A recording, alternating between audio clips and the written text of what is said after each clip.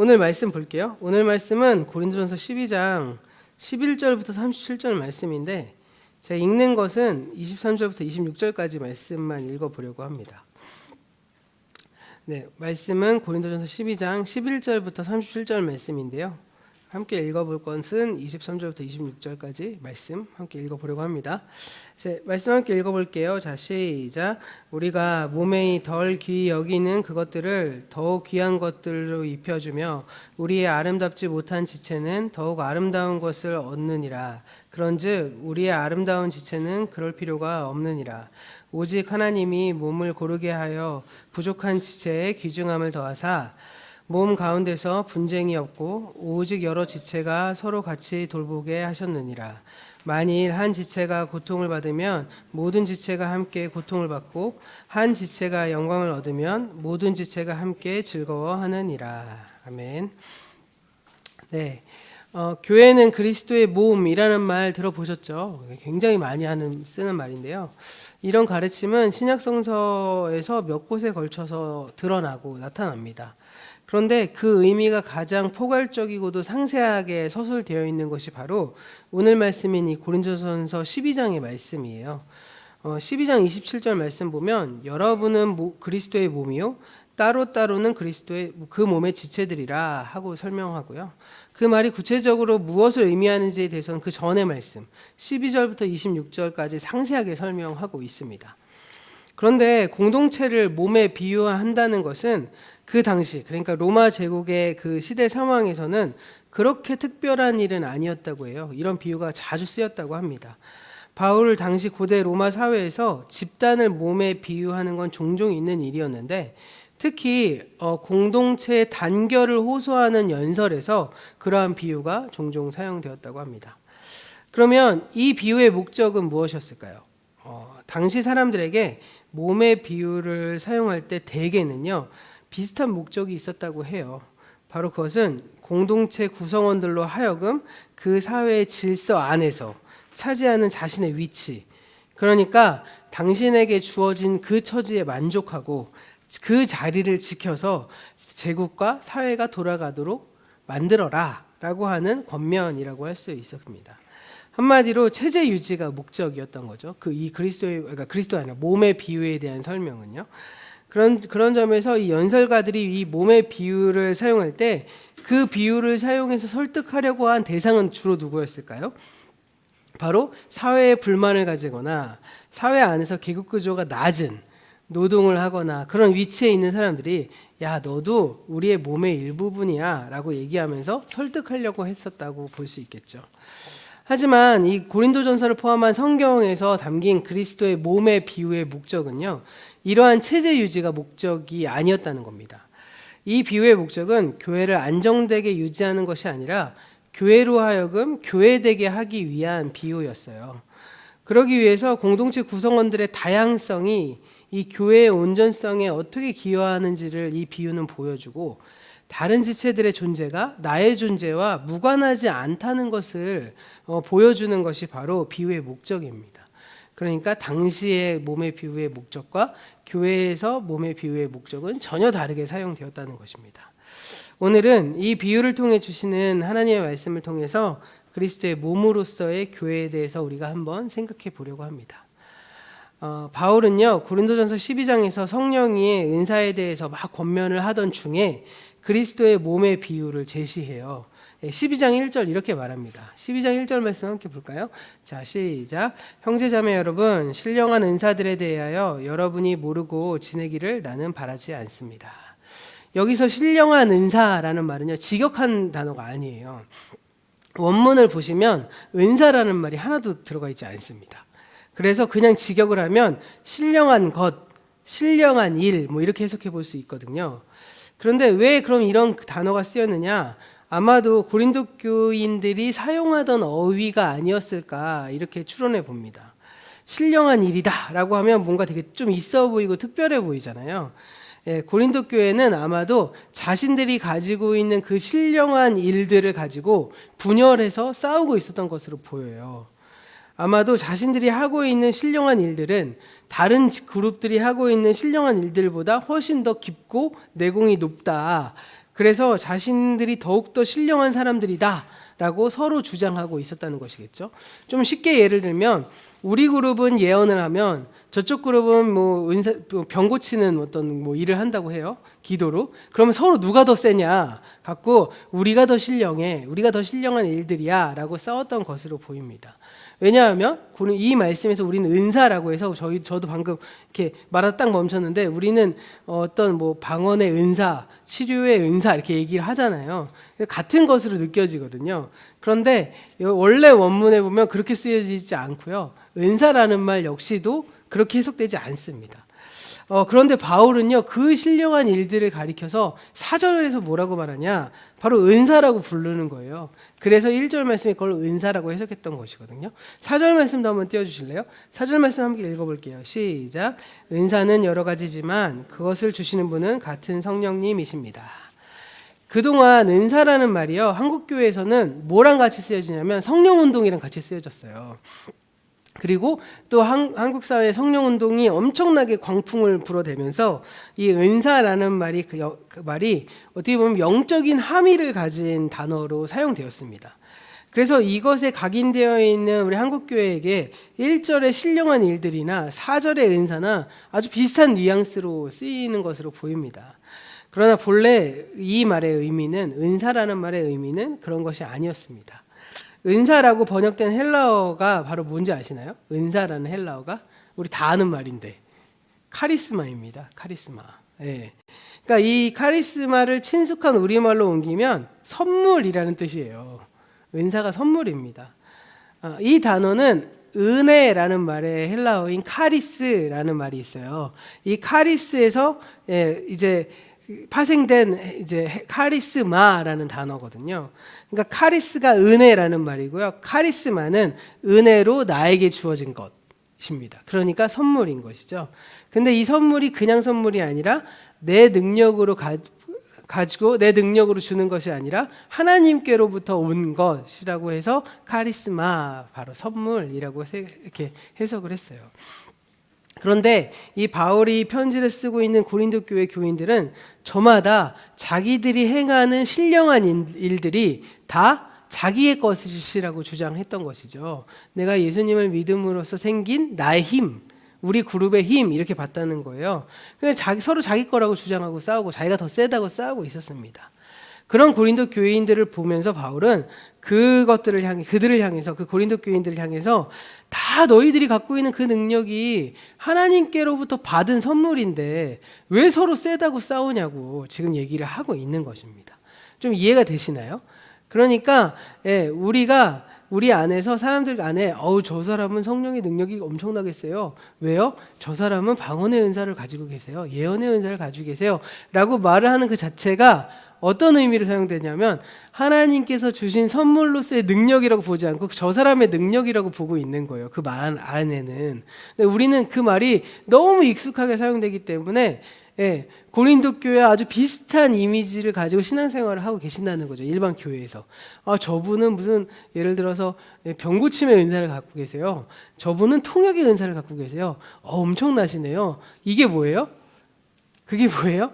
그 사람이 가지고 있는 능력이라고 자꾸 보고 있는 거예요. 그런데 사실은 그게 아니라 뭐라고요? 하나님께서 우리에게 주신 선물이기 때문에 이 선물이든 저 선물이든 다 같은 선물이지 않겠냐라고 말을 하는 바울의 말이 그분들에게, 우리들에게 이게 이제 정리가 좀 되셔야 된다는 것입니다. 언젠가는 함께 살펴볼 예정이지만 바울 신학의 정수라고 할 수 있는 로마서에서는요, 은혜란 말이 가지는 그 의미가 한 6가지 정도 돼요. 그 가운데서 바울에게서 가장 뚜렷하게 드러나는 개념, 이 은혜에 대한 개념이 바로 뭐냐면, 좀 어렵게 얘기하면 비상응성이라고 합니다. 비상응성. 이게 뭐냐면 하나님께서 받을 만한 자격이 없는 사람들에게 선물을 주셨다라는 거예요. 그 의미가 오늘 말씀에도 그대로 들어 있습니다. 그런 점에서 고린도 교인들이 신령한 은사들을 받은 것이 무슨 너희가 그걸 받을 만한 자격이 있어서 그런 것이 아니다라고 말을 하는 것이죠. 그러면 하나님께서 그 은사를 주신 것, 그 이유는 무엇일까요? 그 목적이 무엇일까요?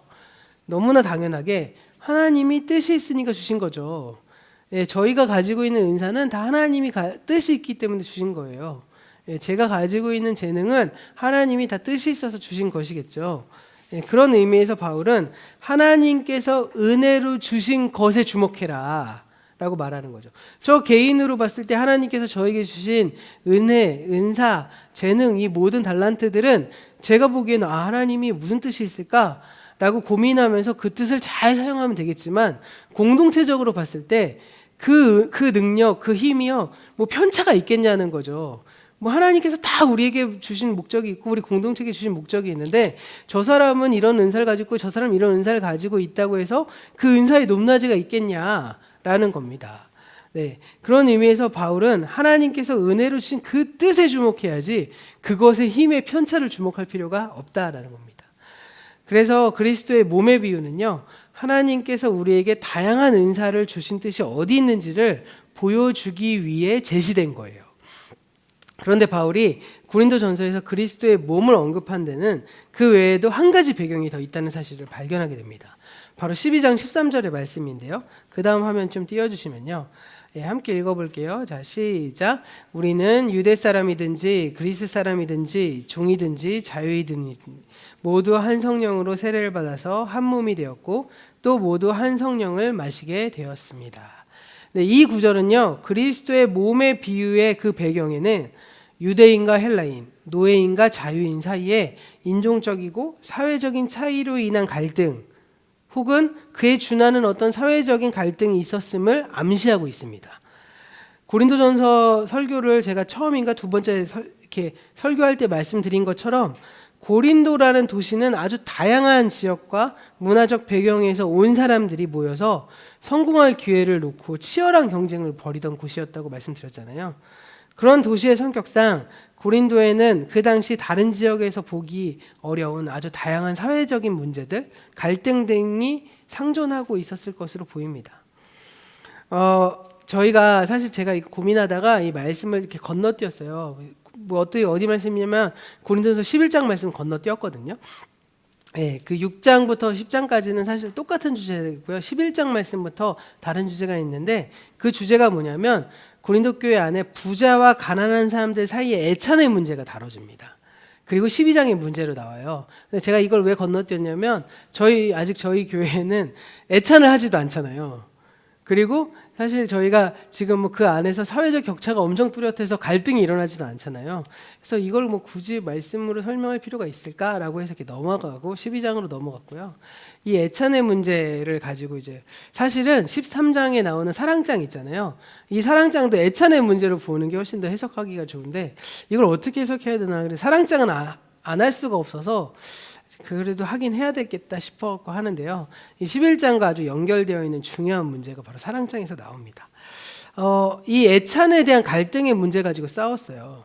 그런데 그것 말고도 이 비슷한 어떤 갈등의 흔적들이 사회적이고도 환경적인 갈등의 문제들이 고린도 교회 안에는 일어났다는 것이죠. 아주 여러 곳에서 찾아볼 수 있습니다. 그러면요, 다시 설교 처음에 드린 말씀으로 넘어가 볼게요. 로마 제국 시대의 본래 몸의 비유는 로마 사회의 계급적인 질서 중에서도 가장 낮은 하층부를 차지하는 사람들한테 사회 질서에 순응할 것을 설득할 때 주로 사용되었다고 말씀드렸죠. 그런데 오늘 말씀을 자세히 읽어보면 바울의 비유는 그와 정반대로 사회 계급 안에서 능력이나 높은 위치에 있는 사람들, 그 계급을 차지하고 있는 사람들을 향해서 말하고 있는 것으로 보여요. 11장도 마찬가지입니다. 그런데 바울이 이 몸의 비유를 재해석해서 교회 공동체 내에서 영향력을 가지고 있는 사람들, 인정받고 있는 사람들에게 그리스도의 몸의 비유를 제시하면서 자신보다 열등해 보이고 무가치해 보이는 교인들을 존중하고 권면하고 세워주라고 지금 말을 하고 있는 겁니다. 전혀 다른 얘기를 하고 있는 것이죠. 이 비유는 크게 두 가지로 구성되어 있는데 도입부라고 할 수 있는 12장 13절 이 말씀 이후에 14절부터 20절까지 말씀이 전반부고요. 21절과 26절까지의 말씀 후반부로 이렇게 구성돼서 설명합니다. 먼저 전반부인 14절부터 20절에서 바울은 공동체 구성원들이 다양하다는 것을 강조하고 있어요. 14절이 말하는 것처럼 몸은 하나의 지체로 되어 있는 것이 아니라 여러 지체로 되어 있다고 말하고 있고요. 뭐 손이 있는가 하면 발이 있고, 눈이 있는가 하면 귀도 있고, 머리 대신 예수가 있고, 막 이렇게 막 나오잖아요. 하나님께서 그분의 뜻 가운데서 각자에게 적절한 역할을 맡겨서 한 몸을 이루게 하셨다라고 말하고 있습니다. 그리고 그 이후에 후반부에 해당하는 21절부터 26절의 말씀은 그렇기 때문에 바울이 어떤 지체가 다른 지체의 존재에 대한 것, 그 가치를 함부로 판단해서는 안 된다라고 말을 하고 있어요. 예를 들어서 눈은 보는 것이 가장 중요하다고 생각하고, 또 머리는 자기가 가장 중요하다고 생각해서 다른 지체들 무시할 수는 있겠지만 그거 몰라서 하는 소리다라고 말을 하고 있는 겁니다. 오히려 우리의 습관적인 행동을 돌아보면 우리 몸에서 볼품없다고 생각하는 부분들을 더 잘 꾸며주고, 또 부끄러운 부분을 가려주고, 왜 그렇게 한다는 거예요. 왜냐하면 우리의 몸의 한 부분이 아프면 몸 전체가 아프고, 몸의 한 부분이 영광받아도 전체가 함께 영광을 받기 때문인 것이죠. 이런 것을 가리켜서 유기적인 관계라고도 말하고요, 운명 공동체라고 말하기도 합니다. 그것이 바로 몸이라는 것이죠. 그런데 이 비유 안에서 가장 주목할 만한 내용은 또 따로 있어요. 바로 바울이요, 참 놀랍게도 교회를 그리스도와 동일시하고 있다는 겁니다. 12절 말씀 한번 볼까요? 12절 말씀 함께 읽어볼게요. 자, 시작. 몸은 하나이지만 많은 지체가 있고, 몸의 지체는 많지만 그들이 모두 한 몸이듯이 그리스도도 그러하십니다. 자, 지금 읽은 12절의 비유를 시작하면서 비유의 전체 내용을 지금 예시해 주고 있는 거예요. 먼저 서론적으로 쫙 깔고 있는 거거든요. 몸은 하나지만 많은 지체가 있고, 몸의 지체가 많지만 그들이 모두 한 몸이듯이 뭐예요? 그리스도도 그러하십니다. 이렇게 말하고 있어요. 그러니까 바울은 이제부터 할 얘기가 다름이 아니라 예수 그리스도의 몸에 관한 설명을 하겠다라고 말하고요. 그렇게 시작해서 이 비유가 26절까지 쭉 이어집니다. 그리고 그 내용은 그리스도의 몸이 어떠한지를 막 설명하고요. 그리고 나서 정리하면서 27절에 이렇게 말합니다. 27절 말씀도 함께 읽어볼게요. 자, 27절 말씀. 자, 시작. 여러분은 그리스도의 몸이요 따로따로는 지체들입니다. 자, 지금까지 설명한 그리스도의 몸이 바로 여러분, 곧 교회라는 거예요. 교회가 그리스도의 몸이다. 교회가 곧 그리스도다 하고 이야기하고 있는 겁니다. 예수님이요 2000년 전에 부활승천하셔서 지금 이 땅에 계시지 않잖아요. 그래서 우리는 이 땅에서 그리스도를 만날 수도 없고 볼 수도 없는 거죠. 그런데 이렇게 주장하는 말은요, 반은 맞고 반은 틀린 이야기죠. 왜냐하면 예수 그리스도는 오늘날 이 땅에 여전히 살아서 활동하고 계시기 때문에 어디에서 어떻게 살아 계실까요? 라고 물으면 우리가 어떻게 대답할까요? 우리의 예배를 통해, 우리의 교회를 통해, 우리 예배를 드리고 있는 모두를 통해서 살아 역사하시죠. 우리 안에 계시잖아요. 이렇게 설명합니다. 네. 그러니까 여러분이 그리스도시고 우리가 그리스도, 이렇게 말씀드리는 게 맞는 말이잖아요. 근데 만약에요, 다른 설명 딱 없이 우리가 그리스도고요, 여러분이 그리스도라고 제가 말하면 무슨 느낌이 드세요? 좀 이상하죠. 동양 종교 같고, 예, 좀 이단 같죠, 그렇죠? 그럼 바울이 왜 이렇게 말했을까요? 우리가 지체들로서 그리스도의 몸을 구성하고 있기 때문에 말하는 거잖아요. 예수 그리스도는 말씀이 육신이 되셔서 이 땅에 내려와서 사람들 가운데 활동하신 분이십니다. 하나님께서 사람을 구원하시기 위해 하나님 자신이 사람이 되셔서 이 땅에 내려와서 당신의 뜻을 보여주시고 하나님의 살아계심을 보여주신 분이 바로 예수 그리스도시죠. 그런데 그 하나님이 지금도 사람이 되어서 이 땅에 내려와 활동하고 계시다는 거예요. 2000년 전에는 예수 그리스도께서 인간의 몸을 입고 그렇게 하셨다면 지금은 교회를 통해 성육신하셔서 이 땅에 존재하시고 또 활동하신다고 말입니다. 그래서 이 비유를 발전시키면 교회란 곧 하나님의 성육신하신 현존이다 라고 할 수 있는 거죠. 이해되십니까? 되게 어려운 얘기죠. 우리 쉽게 얘기했는데 그 말의 뜻이 이런 뜻이라고 하니까 뭐 이런 느낌이 드시지 않으세요? 그런데 방금 전에 말씀드린 것처럼 아무래도 비유가 좀 부담스러운 거예요. 교회가 그리스도라니, 우리가 그리스도라니, 이대로 계속 가다 보면은 방금 저희 저쪽 방송실에서 저희 아들들이 2단 막 이랬거든요. 네, 2단이 될 것 같은 느낌도 들고요. 그렇죠? 근데 바울도 그랬던 것 같습니다. 그래서 고린도전서 이후에 이 비유의 의미가 조금씩 변화되어 가는 것을 찾아볼 수 있어요. 저술 연대로 봤을 때 로마서는요, 고린도전서보다 몇 년 뒤에 기록되거든요. 이 고린도전서를 기록하고 나서 몇 년 후에 바울이 로마서의 말씀을 쓴 겁니다. 그 말씀 가운데 12장 4절과 5절에서 이 부담스러운 말씀을 어떻게 다듬었을까요? 자, 그 다음 말씀 한번 주시면요. 로마서 12장 4절 5절 말씀 읽어볼게요. 자, 시작. 한 몸에는 많은 지체가 있으나 그 지체들이 다 같은 일을 하는 것은 아닙니다. 이와 같이 우리도 여럿이지만 그리스도 안에서 한 몸을 이루고 있으며 각 사람은 서로 지체입니다. 여기서도요, 바울은 교회를 몸에 비유하고는 있죠. 그런데 그 몸이 그리스도와의 관계에서 조금 다르게 서술돼요. 어떻게 서술되죠?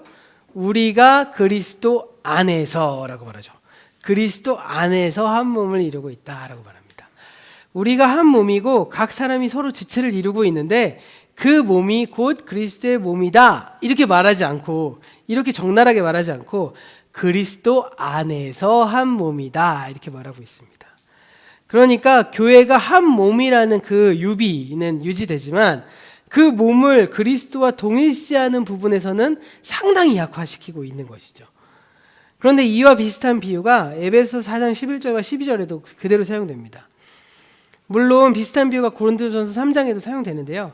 오늘의 에베소서 말씀만 좀 4장 11절과 12절 말씀을 좀 찾아보겠게요. 그 다음 화면 보시면 함께 읽어보겠습니다. 시작.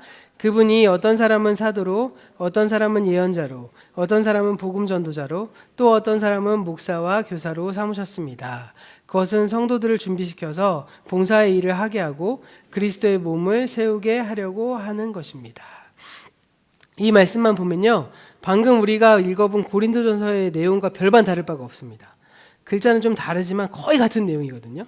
근데 조금 지나가 보면 에베소 4장 16절 보면 그리스도의 몸의 함의가 고린도전서와는 조금 달라지는 것을 볼 수 있습니다. 그 다음 장면 화면 주시면 16절 말씀 읽어볼게요. 자, 시작. 온 몸은 머리이신 그리스도께 속해 있으며 몸에 갖추어져 있는 각 마디를 통하여 연결되고 결합됩니다. 각 지체가 그 맡은 분량대로 활동함을 따라 몸이 자라나며 사랑 안에서 몸이 건설됩니다. 네, 여기서 보면 교회가 그리스도의 몸이라는 것은 동일하죠. 그런데 이 비유에서는 뭐랑 뭐가 구별되죠? 머리와 몸이 구별되고 있습니다. 이제는 그리스도가 머리고 교회는 그 머리에 딸려 있는 몸이야, 이렇게 설명하고 있는 겁니다. 이렇게 함으로 인해서 교회가 그리스도의 몸이다 하는 동일한 기호가 사용되지만 그리스도와 교회는 구별되고 있는 것을 볼 수 있죠. 예, 희미해졌거나 아니면 좀 피했거나 뭐 이렇게 달라지고 있는 겁니다. 정리해보면요, 교회가 그리스도의 몸이지만 교회 이꼴 그리스도다 하는 느낌은 좀 피해가고 있는 것입니다. 이렇게 고린도전서만 보고 말하자면 교회가 곧 그리스도다 이렇게 말할 수 있는데요, 그 함의를 막 일방적으로 밀고 가는 것이 아니라 이 비유의 포인트의 변화를 준 이유는 아마도 당시 시대 상황, 이 교회의 현실을 고려한 것이 아니었을까 추측해 보는 거죠. 하지만 이 바울의 사상이나 기독교적 맥락의 의미를 공부해 볼수록 교회가 그리스도다라는 주장은요, 특별히 우리가 주장하고 천착하는 하나님 나라 복음의 맥락으로 보면 훨씬 더 강력한 의미를 가지는 것이 사실이죠. 그리고요, 사실 예수님이 곧 교회다라고 말하는 건 예수님이라는 한 존재가 곧 교회라고 말하기는 좀 어색할지 모르겠지만 예수의 사명과 예수의 뜻과 예수의 하신 일들을 교회가 그대로 이어받아서 하고 있다는 의미로 생각해 보자면 훨씬 더 맞는 의미라고도 볼 수 있을 겁니다. 자, 우리가 계속 살펴본 것처럼 교회는 이 세대의 질서와 공존합니다. 예수 그리스도와 함께 시작된 하나님 나라가 곧 교회의 시작이었으니까요. 그리고 교회는 예수 그리스도께서 다시 오실 때까지 하나님 나라 공동체로 이어져야만 합니다. 그리고 이어질 거예요. 예. 그러나 하나님 나라가 시작되었음에도 불구하고 이 세대, 곧 사탄의 질서는 끝나지 않잖아요. 그래서 이 세대 사탄의 질서는 주님이 오실 때까지 계속됩니다. 따라서 교회는 처음부터 끝까지 이 세대의 질서와 함께 가는 공동체인 거죠.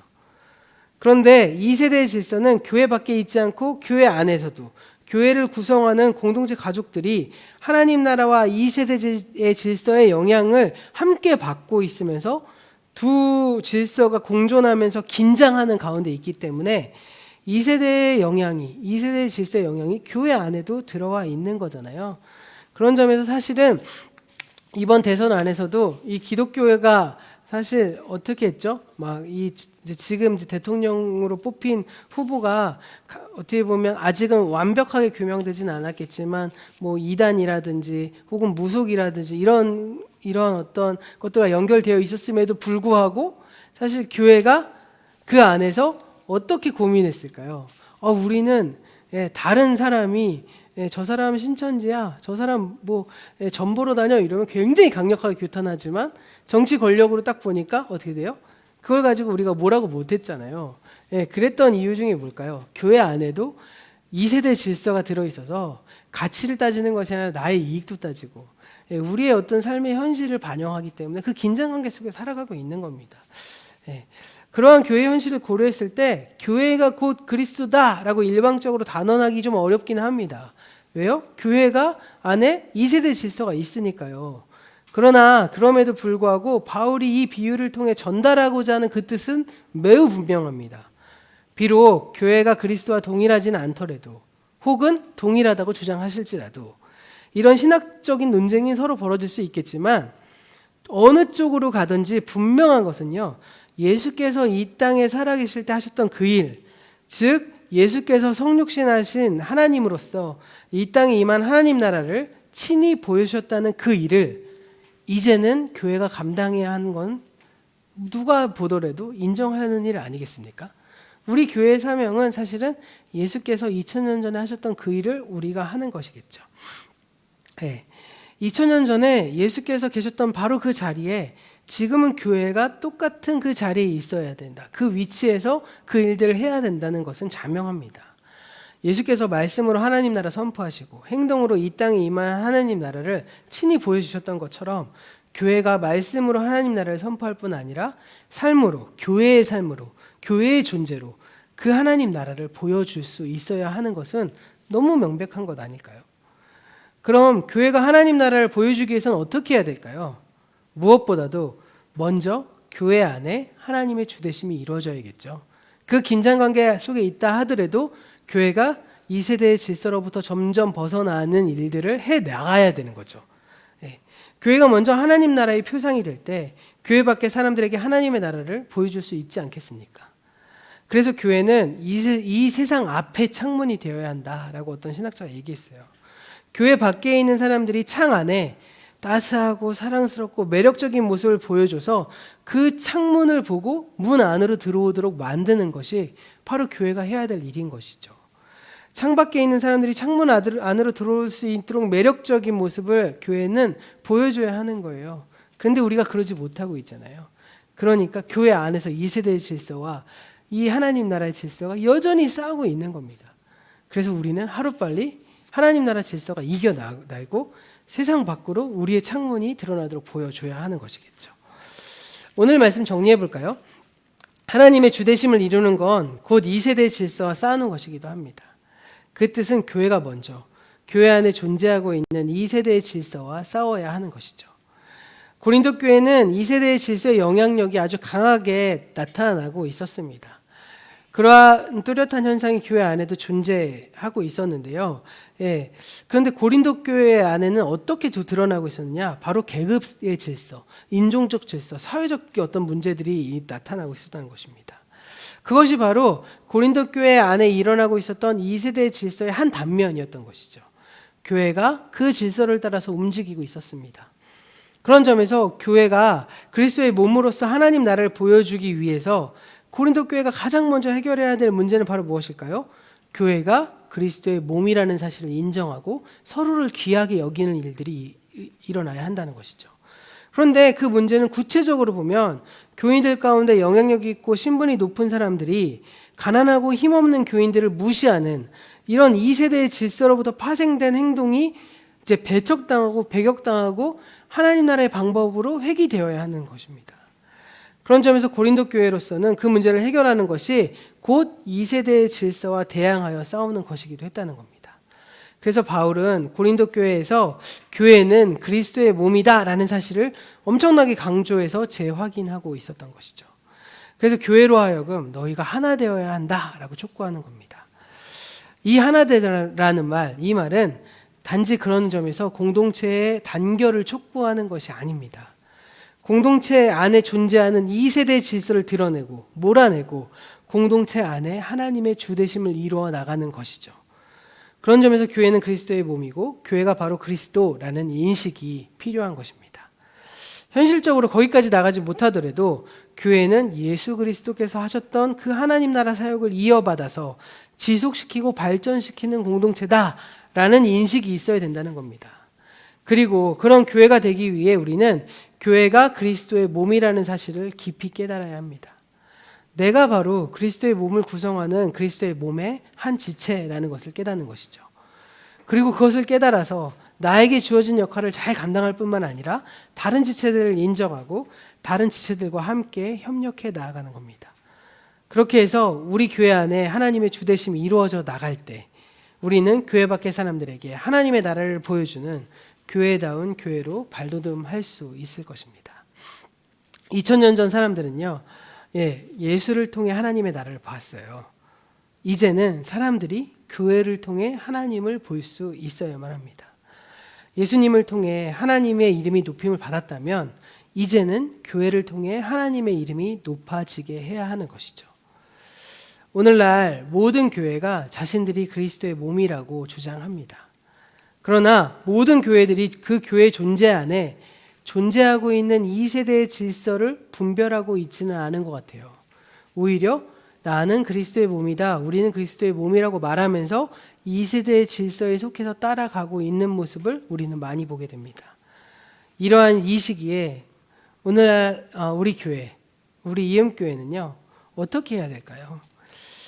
우리 안에 존재하고 있는 2세대의 질서를 몰아내고 교회 본질을 회복해서 진정한 그리스도의 몸으로 성장해 나가야겠죠.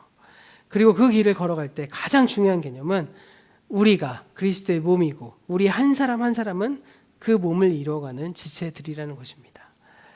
우리가 오늘 말씀처럼 나 자신이, 더 나아가서 우리가 바로 그리스도의 몸을 이루어가는 교회됨을 기억하시고요.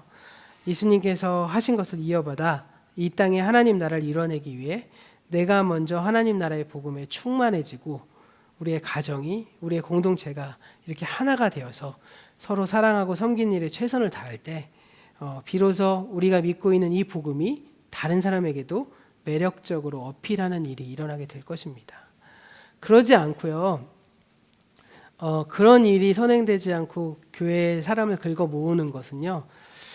제가 공동체 소식에도 말씀드렸지만 현재 기복적으로 설명드릴 수밖에 없어요.